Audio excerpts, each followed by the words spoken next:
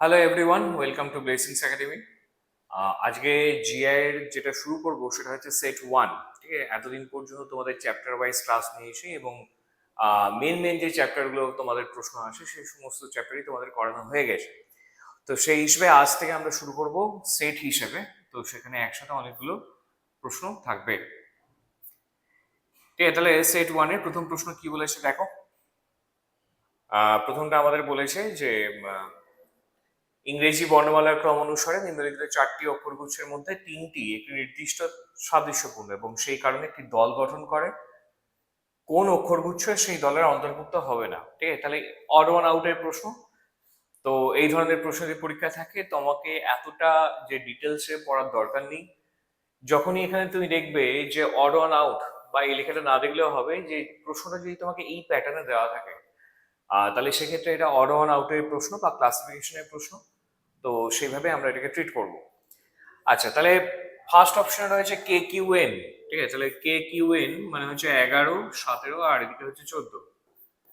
তার মানে এদিকে 6 যোগ আর এদিকে হচ্ছে 3 বিয়োগ। সেকেন্ড অপশনে রয়েছে টি জেড ভি মানে হচ্ছে 20, 26 আর হচ্ছে 22। তার মানে এদিকে হচ্ছে 6 যোগ আর এদিকে হচ্ছে 4 বিয়োগ। দুটোর মধ্যে পার্থক্য আছে যে প্রথম ক্ষেত্রে দুটোর ক্ষেত্রে 6 যোগ আর দ্বিতীয় ক্ষেত্রে এখানে -3 এখানে -4। তাহলে শুধুমাত্র আর একটা অপশন চেক করলে কিন্তু আমাদের অ্যান্সারটা চলে আসবে। ঠিক আছে, যদি অপশন সি এরটা দেখা যায় -3 হয় তাহলে সেক্ষেত্রে অ্যান্সারটা হবে বি। আর সি এর অপশনটাকে ট্রাই করলে যদি লাস্টেরটা -4 হয় তাহলে সেক্ষেত্রে অ্যান্সারটা হবে অপশন এ। ঠিক আছে, ফোর্থ অপশনটাকে আমাদের দেখার দরকারই নেই, তাই না? তার কারণ এইখানেই দুজনের পার্থক্য হয়ে গেছে, যে কোনো একটাই পার্থক্য থাকবে। তো তো সেই কারণে চারটে অপশন দেখার দরকার নেই। আচ্ছা, থার্ড অপশনে বলেছে কিউ ডাব্লিউ এস। তাহলে কিউ ডাব্লিউ এস মানে হচ্ছে 17, আর এতে ডাব্লিউ মানে 23 আর এস মানে হচ্ছে 19। তাহলে এটা 6 যোগ আর এটা হচ্ছে 4 বিয়োগ। আচ্ছা, তাহলে 6 যোগ 4 বিয়োগ তার মানে হচ্ছে বি আর সি হচ্ছে সিমিলার প্যাটার্ন, এটা হচ্ছে ডিফারেন্ট। তাহলে তোমার এখানে অ্যান্সারটা হয়ে গেল অপশন এ। ঠিক আছে, তাহলে আমরা দেখলাম যে দুটো জিনিস শিখলাম। সেটা হচ্ছে যে যখন পরীক্ষায় আমাদের হাতে একদম টাইম কম থাকবে, 1 ঘন্টার মধ্যে তোমাকে সবকিছু শেষ করতে হবে। তো তো সেই জন্য যে এত ডিটেলস ইনস্ট্রাকশন কখনো পড়বে না। ঠিক আছে, এখানে তোমার প্রশ্ন দেখে বুঝতে পারবে যে অড অন আউটের প্রশ্ন। আর যদি অসুবিধা হয় তাহলে এখানে ছোট্ট করে লেখা থাকবে অড অন আউট। এটা 1 নম্বর পয়েন্ট। আর 2 নম্বর পয়েন্ট হচ্ছে যে যখনই তুমি দেখছো যে প্রথম থেকে অপশনগুলোকে ট্রাই করে যে এ আর বি ট্রাই করলে এ আর বি এর মধ্যে দেখা গেল যে কোনো এই দুজন আলাদা হচ্ছে, তাহলে সেক্ষেত্রে আর একটা অপশন চেক করলেই তোমার অ্যান্সার হয়ে যাবে। অপশন ডিটাকে আর চেক করার দরকার নেই। নেক্সট। আচ্ছা, সিম্পল একটা সিরিজের প্রশ্ন দিয়েছে, এটা খুব ইজিলি তোমরা করে ফেলতে পারবে। তো ভিডিওটাকে পজ করে সলিউশন করো এবং তারপরে আমার সমাধানটা দেখো। ঠিক আছে, তাহলে প্রশ্নটা আমাদের কি রয়েছে যে 28, 39, 61, 94, 138 দেন কোয়েশ্চেন মার্ক। আচ্ছা, তাহলে 28 থেকে 39 মানে হচ্ছে 11 যোগ, তারপর এটা 22 যোগ। তাহলে আমরা বুঝে গেলাম যে এটা একদম সিম্পল গ্যাপেই চলে আসছে এবং 11-র মাল্টিপলে যাচ্ছে। তাহলে 11, 22 যদি হয় পরেরটা হবে 33, তারপর একটা 44 এবং ফাইনাল অ্যান্সারে 55 যোগ হবে। তাহলে 8 আর 5 হচ্ছে 13, হাতের হলো হচ্ছে 1, 13 কে 14, 14 হচ্ছে 19 মানে 193 ইজ ইওর অ্যান্সার। ঠিক আছে, বোঝা গেল। তাহলে একদম সিম্পল গ্যাপ দেখে যদি আমাদের সিরিজ করতে হয় তাহলে সেক্ষেত্রে আমাদের খুব একটা সমস্যা হয় না। নেক্সট। না, এই প্যাটার্নটা রিসেন্টলি পরীক্ষায় আমাদের খুব দিচ্ছে এবং এইটা কিন্তু আগে সিজিএল এর যে টায়ার 2 সেইখানে এই ধরনের প্রশ্ন আসতো। তো দেখো প্রশ্নটা কি বলেছে যে হ্যাশ এবং পার্সেন্টেজ এই দুটোকে প্রতিস্থাপন করা হয়। ঠিক আছে, এর বাঁ দিকে যে রিলেশন আছে এবং ডান দিকে যে রিলেশন আছে সেই অনুসারে, মানে অ্যানালজিরই প্রশ্ন। তো সেইটাকে একটু কঠিন ভাবে দিয়েছে। তো এখানে আমাদের কি করতে হয়, অপশন টেস্ট করতে হয়। এখানে দেওয়া আছে হ্যাজ, হ্যাজের জন্য তোমার এটা যদি হ্যাজ হয় তো সেইখান থেকে আসছে কিউএলও। কিউএলওর ভ্যালুগুলো বসিয়ে দাও। কিউএলও মানে হচ্ছে 17, 12 আর একটা হচ্ছে তোমার 15। ডবল ইস টু এই পাশে তোমার রয়েছে কিউএলওটা আগে রয়েছে। ঠিক আছে, মানে 17, 12, 15 উপরে রয়েছে এবং নিচেরটা তোমাকে বের করতে হবে যে কি প্যাটার্নে আসছে।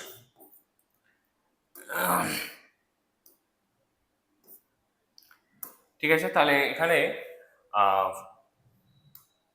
এখানে তাহলে ফার্স্ট অপশনে রয়েছে কি এল জি জে।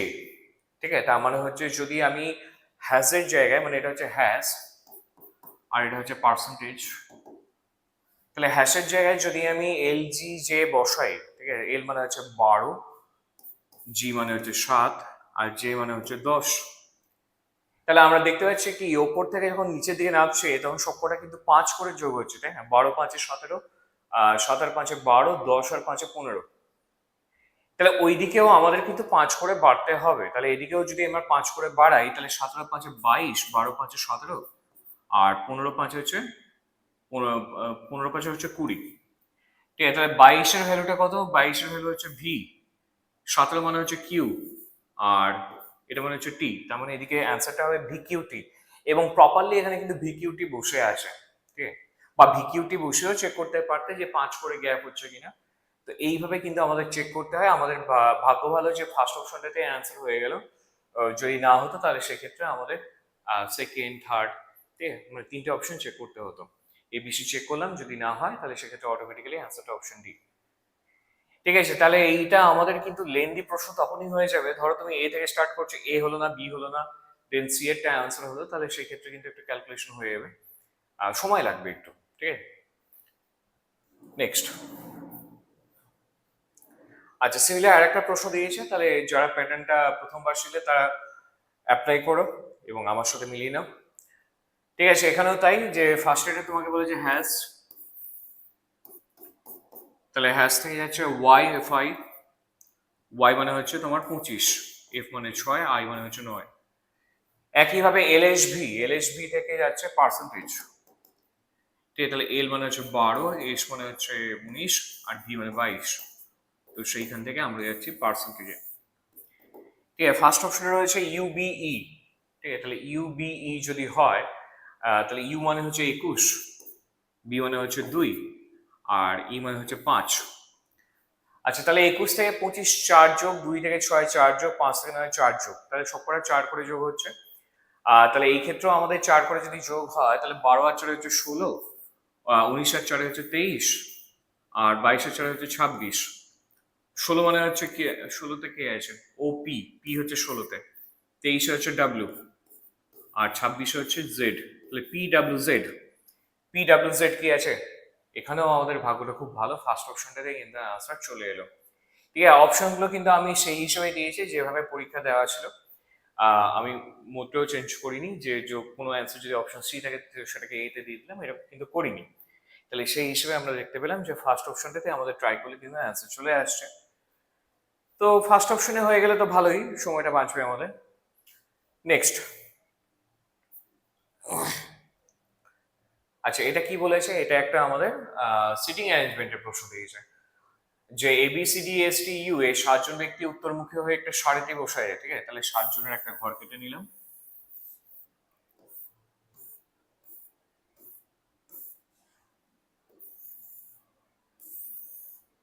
ঠিক আছে, তাহলে 1 2 3 4 5 6 7, তাহলে 7 জনের একটা ঘর হলো। এইবার বলেছে যে টি এবং সি এর মাঝে কেবল 2জন ব্যক্তি বসে আছে, তাহলে টি এবং সি বিভিন্ন জায়গায় বসতে পারে। তাহলে এইটা আমাদের মাথায় রইলো যে টি এবং সি, ঠিক আছে, দুজন, এদের মাঝে 2জন ব্যক্তি বসে। ইউ এর ডান দিকে কেবলমাত্র ডি বসে আছে, তাহলে ইউ এর ডান দিকে কেবলমাত্র যদি ডি বসে থাকে আর কেউ বসে না থাকে, তাহলে একটাই জায়গা হতে পারে যে একদম লাস্টে ডি বসবে। ঠিক আছে, তবে ইউ এর ডান দিকে কেবলমাত্র ডি বসে আছে। আচ্ছা, সি এবং ইউ এর মাঝে কেবল একজন ব্যক্তি বসে আছে, তাহলে সি আর ইউ এর মাঝে কেবল একজন ব্যক্তি বসে আছে। আর আগের ইনফরমেশনটাতে বলা ছিল যে টি এবং সি এর মাঝে 2জন ব্যক্তি বসে আছে, তাহলে টিটা ডেফিনেটলি এখানে হবে, টি আর সি এর মাঝে 2জন ব্যক্তি। আচ্ছা, ইউ তো হলো, এবং ইউ এর মাঝে কেবল একজন ব্যক্তি বসে। বি এসে ডান দিকে কোনো একটা স্থানে আর এর বাম দিকে কোনো একটা স্থানে বসে আছে। তাহলে বি হচ্ছে এসের ডান দিকে, এর বাঁ দিকে, তার মানে দুজনের মাঝখানে বসছে, তাহলে দুজনের মাঝখানে বসলে বিটা এখানে বসবে। এসের কোন দিকে আছে? তার ডান দিকে আছে, আর এর যে কোনো একটা বাঁ দিকে আছে। ইমিডিয়েট কথাটা বা পাশেই যে বসে আছে এরকম কোথাও উল্লেখ নেই। বলে আছে যে কোনো এক স্থানে ডান দিকে বা কোনো এক স্থানে বাঁ দিকে।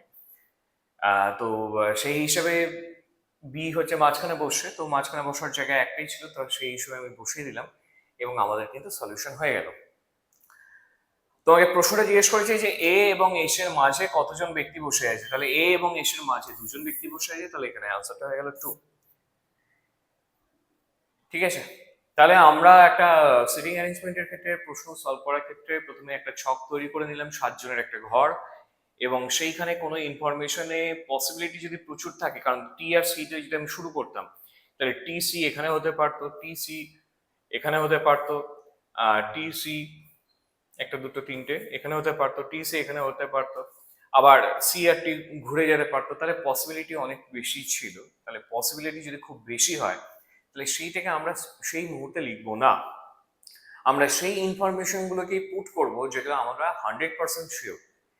আচ্ছা, যেখানে পসিবিলিটি বেশি থাকছে সেগুলোকে আমরা মাথায় রেখে দিচ্ছি, ঠিক আছে, পরে সেই জিনিসটাকে আমরা কাজে লাগাচ্ছি। নেক্সট, আচ্ছা এখানে বলেছে 7টা বাক্সকে একে অপরের উপর রাখা হয়েছে, তাহলে এটাও সিটিং অ্যারেঞ্জমেন্টের প্রশ্ন। 7খানা বাক্সকে একে অপরের উপর রাখা হয়েছে, তাহলে এদিকে 1 2 3 4 5 6 7, 1 2 3 4 5 6 7। তাহলে 7টা বাক্সকে একে অপরের উপর রাখা হয়েছে, শুধুমাত্র জি কেই জে এর উপরে রাখা হয়েছে। আচ্ছা, শুধুমাত্র কথাটা বিশালভাবে ইম্পর্টেন্ট, আগেও আমরা দেখেছি যে জি হচ্ছে শুধুমাত্র জে এর উপরে বসে আছে, ঠিক আছে, জে এবং এইচ এর ঠিক মাঝখানে শুধুমাত্র কে কে রাখা হয়েছে, তাহলে এখানে বলছে জে এবং এইচ এর মাঝখানে শুধুমাত্র কে একে রাখা হয়েছে। জে এবং এইচ এর মাধ্যম ঠিক মাঝখানে শুধুমাত্র কিউ কে রাখা হয়েছে। আচ্ছা, কে হবে না, ওটা কিউ হবে।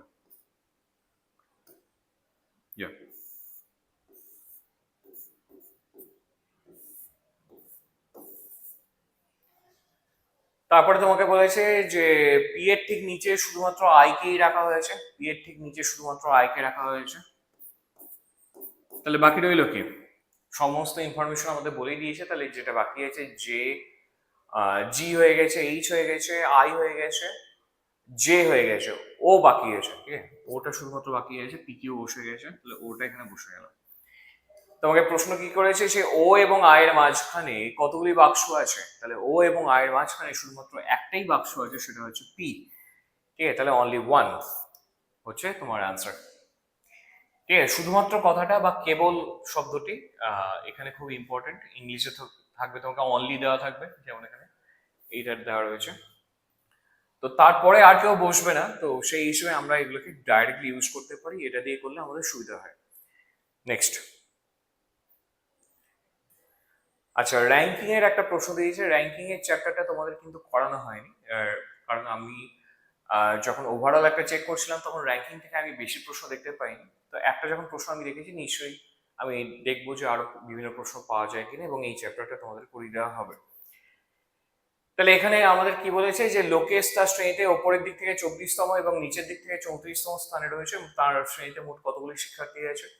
আমরা র্যাঙ্কিং এর একদম সিম্পল ফর্মুলা যদি ইউজ করি যে total equal to left plus right minus 1, তাহলে সেই ক্ষেত্রেও কিন্তু আমাদের আনসার চলে আসবে এখানে, যে ওপরের দিক থেকে মানে হচ্ছে বাঁ দিক থেকে হচ্ছে 24তম, আর নিচের দিক থেকে মানে ডান দিক থেকে হচ্ছে 34তম, ওটা 24তম, এটা 34তম, মাইনাস 1, 4 4 8, 3 2 5, সেখান থেকে এক বাদ দিলে তোমার অ্যান্সারটা হচ্ছে 57, তাহলে টোটাল নাম্বার অফ পার্সনস হচ্ছে 57। তাহলে কোনো একজন ব্যক্তির র্যাঙ্ক বাঁ দিক থেকে এবং ডান দিক থেকে যদি দেওয়া থাকে তাহলে সেই ক্ষেত্রে আমাদের ফর্মুলা হচ্ছে total equal to left plus right minus 1। এবার উপর থেকে আর নিচে থেকে মানে সেই জিনিসটা ওই লেফট আর রাইটের সাথে আমরা সিনোনিম করতে পারি, আর যদি তোমাকে বলে যে উপরের দিক থেকে তার মানে হচ্ছে বাঁ দিক থেকে, আর যদি তোমাকে বলে নিচের দিক থেকে তাহলে সেই ক্ষেত্রে তুমি ডান দিক থেকে ধরতে পারো, ঠিক আছে। নেক্সট, আচ্ছা আলফা নিউমেরিক টেস্ট থেকে একটা আমাদের প্রশ্ন দিয়েছে যে কয়েকটা 5 ডিজিটের সংখ্যা দিয়েছে, না 3 অঙ্কের 5খানা সংখ্যা দিয়েছে, এবং বলেছে যে সমস্ত অপারেশন বাঁ দিক থেকে ডান দিকে কনকিউট করা হবে। If the first digit of the largest number, ঠিক আছে, তাহলে সব থেকে বড় সংখ্যার ফার্স্ট ডিজিট, সব থেকে বড় সংখ্যা হচ্ছে 930, তাহলে তার ফার্স্ট ডিজিটটা হচ্ছে 9, ইজ অ্যাডেড, এই 9টাকে যোগ করা হচ্ছে, কার সাথে যোগ করা হচ্ছে না, third digit of the smallest number. ঠিক আছে, সব থেকে ছোট সংখ্যা যেটা হবে তার হচ্ছে থার্ড ডিজিট। সব থেকে ছোট সংখ্যা এর মধ্যে হচ্ছে 335, তাই না? তাহলে 335 এর কোনটা না থার্ড ডিজিটটা, মানে হচ্ছে 5। এই দুটোকে যোগ করলে যোগফল কত আসবে না 14, তাহলে তোমার অ্যান্সার হয়ে গেল 14। ঠিক আছে, তাহলে প্রশ্ন একদম ইজি আছে। জাস্ট তোমাকে বলেছে বড় সংখ্যা কোনটা ছোট সংখ্যা কোনটা, তাদের এই ডিজিটটা এবং ওই ডিজিটটার যোগফল কত হবে। তাহলে প্রশ্ন একদম পাতি, তাই না? নেক্সট দেখো, এই ধরনের কোডিং ডিকোডিং হয়তো অনেকে প্রথমবার দেখবে, ঠিক আছে, এইটা একটু অন্যরকম। তো যারা এটাকে দেখে ভয় পাচ্ছ বা আগে দেখোনি, তো তারা ভালো করে বুঝে নাও। এখানে তোমাকে নাম্বার বা সিম্বল এবং তার কোডটা কি আছে সেটা দেওয়া আছে। মানে কোথাও যদি 2 থাকে তাহলে 2 এর কোড হবে হচ্ছে ওয়াই, কোথাও যদি 9 লেখা থাকে 9 এর কোড হচ্ছে এ, এই হিসেবে আমাকে লিখতে হবে। কিন্তু কিছু কন্ডিশন আছে যে ডাইরেক্টলি লিখে দেবো আমার অ্যান্সার হয়ে যাবে, তাহলে তো খুব ইজি হয়ে যেত, তাই না? কন্ডিশন গুলো তোমাকে পড়ে পড়ে দেখতে হবে যে ম্যাচ করছে কিনা, এবং যদি ম্যাচ করে তাহলে সেই মতো আমাদের এগিয়ে যেতে হবে। তো কন্ডিশন গুলোকে পরে পড়বে, আগে তোমাকে প্রশ্নটা কি দেওয়া আছে সেটা ভালো করে দেখবে। আমাদের প্রশ্নটা দেওয়া আছে যে 94@1, 94@1 এর ডিকোডটা কি হবে, ডিকোড নয়, এটার কোডটা কি হবে। আচ্ছা, তাহলে ফার্স্ট পয়েন্টে কি ছিল, if the first element is a symbol. ঠিক আছে, প্রথম এলিমেন্টটা যদি একটা সিম্বল হয়, প্রথম এলিমেন্টটা আমাদের কি সিম্বল? প্রথম এলিমেন্টটা আমাদের কিন্তু সিম্বল নয়, 9 লেখা আছে, 9 হচ্ছে একটা নাম্বার, ঠিক আছে, নট এ সিম্বল। তাহলে সেই হিসেবে কন্ডিশন 1 এর পরে কি লেখা আছে আমার দেখার দরকার নেই। ঠিক আছে, এখানে বলা ছিল যে প্রথম যে এলিমেন্টটা সেটা যদি একটা সিম্বল হয় তাহলে সেই ক্ষেত্রে আমার কন্ডিশনটা অ্যাপ্লাই হবে, ফার্স্ট কন্ডিশনটা। তো যেহেতু সেটা হচ্ছে না, তাহলে ফার্স্ট কন্ডিশনটা আমাদের আর ফার্দার করার দরকার নেই। সেকেন্ড কন্ডিশনে তোমাকে বলেছে if the first element is an odd number. আচ্ছা, প্রথম এলিমেন্টটা হচ্ছে একটা অড নাম্বার, হ্যাঁ এটা মিলছে, প্রথম এলিমেন্টটা কিন্তু একটা অড নাম্বার হচ্ছে। আচ্ছা, তাহলে তার পরেরটা পরে এক, ফার্স্ট এলিমেন্টটা একটা অড নাম্বার হলো, and the last an even number, লাস্টেরটা হচ্ছে ইভেন নাম্বার। এইখানে আমাদের পয়েন্টটা আর মিললো না, লাস্টেরটা কিন্তু আমাদের ইভেন নাম্বার হচ্ছে না। তাহলে সেই হিসেবে সেকেন্ড পয়েন্টটাও মানে সেকেন্ড কন্ডিশনটাও কিন্তু আমাদের দরকার নেই। ঠিক আছে,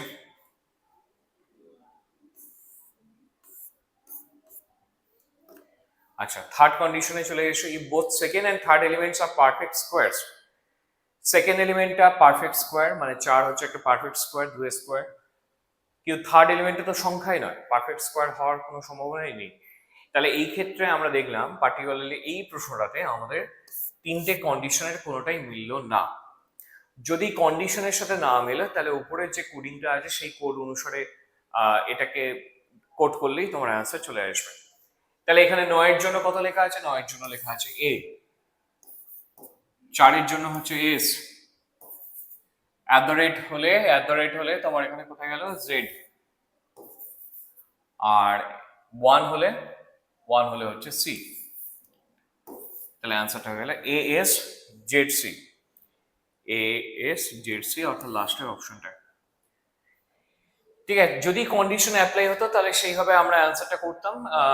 ধরে নাও ফার্স্টের কন্ডিশনটা আমি অ্যাপ্লাই করলাম, ঠিক আছে, তাহলে সংখ্যাটা তোমাকে এইভাবে দেওয়া আছে যে প্রথম এলিমেন্টে একটা সিম্বল, প্রথম এলিমেন্টে একটা সিম্বল কিছু দিয়ে দিল তোমাকে, আর লাস্টেরটা একটা নাম্বার দিয়ে দিল। আর যদি এরকম থাকতো তাহলে সেক্ষেত্রে কি হতো, the codes for the this two are to be interchanged, তখন হ্যাজের যে কোডটা হতো, হ্যাজের কোডটা কত ছিল ডি, আর হচ্ছে 3 এর কোডটা কত ছিল হচ্ছে ই। তখন সেটাকে আমাকে বলেছিল কি কন্ডিশনে যে ইন্টারচেঞ্জ করে দিতে, অর্থাৎ তখন ইটাকে ফার্স্টে লিখতে হতো, ডিটাকে লাস্টে লিখতে হতো। ঠিক আছে, বাকিগুলোর ক্ষেত্রে নর্মাল প্যাটার্ন ফলো করতে হতো। তো এইভাবে কন্ডিশনগুলো কিন্তু কাজ করে। এখানে একটা কন্ডিশনও আমাদের মিললো না, তো সেই হিসেবে আমরা নর্মাল জাস্ট ভ্যালুগুলোকে বসিয়ে দিয়েছি, অ্যান্সার চলে এসে। তো যদি মিলতো তাহলে আমাদের অন্যভাবে ট্রিট করতে হতো। ঠিক আছে, নেক্সট। আচ্ছা, তাহলে আজকের ক্লাসটা এই পর্যন্তই রইল। সবাইকে ধন্যবাদ। নেক্সট আমরা আবার একটা সেট নিয়ে আসবো, এবং কোনো একটা সময় কিন্তু আমি র্যাঙ্কিং এর যেটা দেখলাম তো সেটাকেও কিন্তু তোমাদের করিয়ে দেওয়া হবে। ঠিক আছে, তাহলে ক্লাসটা এখানেই এন্ড করছি। সবাইকে ধন্যবাদ। চলো।